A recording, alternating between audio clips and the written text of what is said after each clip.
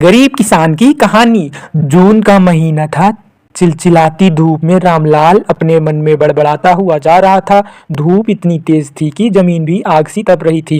रामलाल के पैर में चप्पल भी नहीं थे।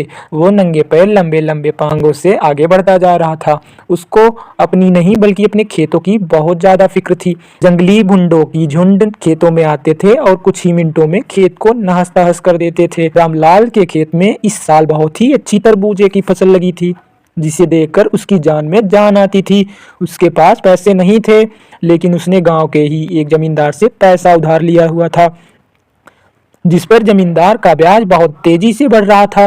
रामलाल मन ही मन में सोच रहा था, इस बार तरबूजे बेचकर जमीन का सारा कर्ज चुकाऊंगा और इसके बाद अपनी बीबी के लिए एक अच्छी सी साड़ी और अपने लिए एक कुर्ता खरीद लूंगा। बच्चों के पास भी कपड़े नहीं हैं, उन्हें भी कुछ ना कुछ देना पड़ेगा। आगे सर्दी भी आने वाली है, जिसके लिए रजाई और कंबल भी लेना पड़ेगा। वह यही सब अपने मन में बड़बड़ाते हुए खेतों की तरफ जा रहा था। उसने अपने पैरों की फिक्र नहीं थी। आम आदमी तो ऐसी गर्मी में नंगे पैर नहीं चल पाता, लेकिन रामलाल अपने मन में सपने देखता हुआ अपने खेतों की ओर बढ़ता चला जा रहा था।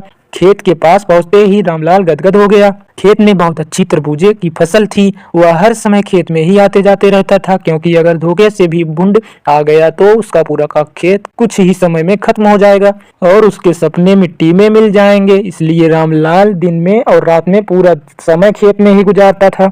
रामलाल की पत्नी भी फूली नहीं समा रही थी, क्योंकि 10 साल बाद उनके खेतों में इतनी अच्छी फसल लगी हुई थी, लेकिन गर्मी बहुत ज्यादा था। जमींदार अक्सर आके रामलाल को धमकी देता रहता था, फसल काट दो और मेरी पाई पाई चुका दो, नहीं तो तुम्हारे लिए अच्छा नहीं होगा। रामलाल ने हाथ जोड़कर कहा, इस साल खेत में फसल अच्छी लगी है साहब, मैं आपका एक एक पैसा चुका दूंगा।